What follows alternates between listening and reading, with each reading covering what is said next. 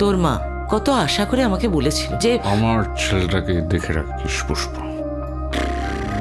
অভিক সরকারের লেখা জনপ্রিয় ভৌতিক কাহিনী ভোগকে নিয়ে এবার সুপার ন্যাচারাল থ্রিলার ধর্মী ওয়েব সিরিজ বানিয়েছেন অভিনেতা ও পরিচালক পরমব্রত চট্টোপাধ্যায়। সিরিজের কেন্দ্রীয় চরিত্রে অনির্বাণ ভট্টাচার্য ও পার্নো ছাড়াও অন্যান্য চরিত্রে রজতাভ দত্ত, সুদীপা বসু, শুভাশিস মুখার্জি প্রমুখ। তো পুজো আচ্ছা কিছু জানি না, ভেতর থেকে একটা ইচ্ছেও হলো দেবীকে পুজো করা।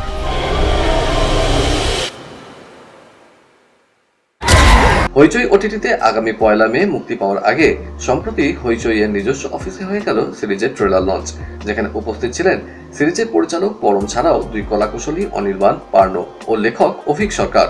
পরে আমাদের মুখোমুখি হয় পরমব্রত, পার্নো ও অনির্বাণ জানালেন, পর্দায় আমি ভয় পেতে ভীষণ ভালোবাসি এবং আমি মনে করি যে সেই ভয়টা যদি আমি ভালো না বাসি ভয় পেতে, বা ভয় পেতে আমি যদি না জানি পর্দায় কিছু দেখে বা পাতায় কিছু পড়ে, আমি ভয়টা দেখাতেও পারবো না। কিন্তু মানুষকে ভোগের ক্ষেত্রে একটা সুবিধা ছিল যে আমায় খুব কম কাজ করতে হতো জিনিসটা নিয়ে, কেন ভোগ জিনিসটা তৈরি করা অনেকটা ওরকম ভাবে লেখাই।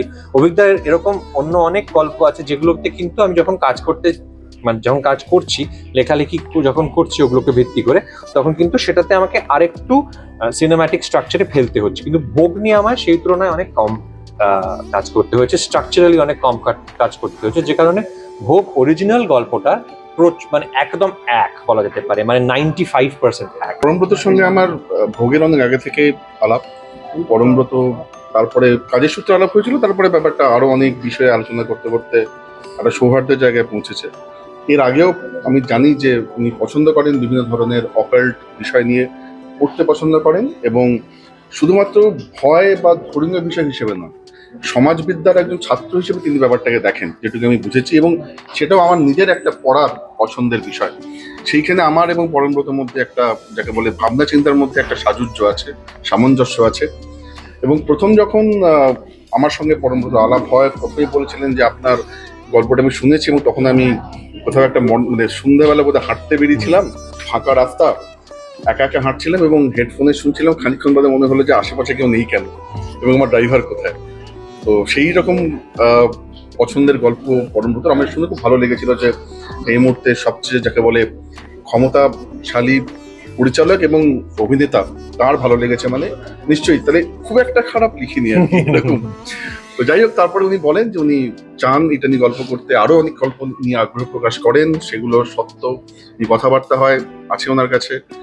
এবং আমি অত্যন্ত আশাবাদী যে পরমব্রতর কাছে ভোগ গল্পটা এতটাই পছন্দের এবং আমরা এত আলোচনা করেছি, আমি 100% বেশি নিশ্চিত যে এর থেকে ভালো বোধ আর কি করতে পারবো। ভোগ আমার মনে হয় অনেকেরই প্রিয়, খুবই প্রিয়।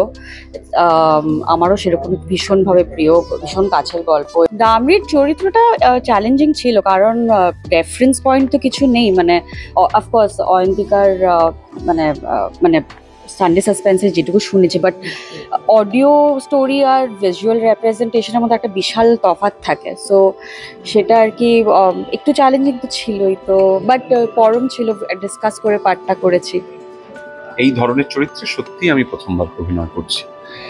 ডিভোশন, অবসেশন, এক ধরনের ম্যাডনেসে চলে যাচ্ছে, যেটা সেই রকম একটা এতগুলো লেয়ারে এতগুলো জিনিস একসঙ্গে একটা চরিত্রে, এবং ভোগের মতো জনপ্রিয় একটা গল্পে, যে চরিত্রটি ইতিমধ্যেই মানুষের কাছে একরকমের চেহারা পেয়েছে, পাঠ হিসেবেই হোক বা অডিও স্টোরি হিসেবেই হোক। যদিও সেটা নিয়ে যে খুব চিন্তিত থেকেছি বা মাথা ঘামিয়েছি তা নয়, আমি নিজের মতো করে পরিচালকের নির্দেশেই চরিত্রটি গড়ে তোলার চেষ্টা করেছি। মানুষের ভালো লাগলে সেখানেই আমাদের পরিশ্রম সার্থক হবে, কারণ মানুষের ভালোবাসা ছাড়া তো অভিনেতা হয় না। আর আমি তো জানি যে ভালোবাসাই সব থেকে বড় তন্ত্র।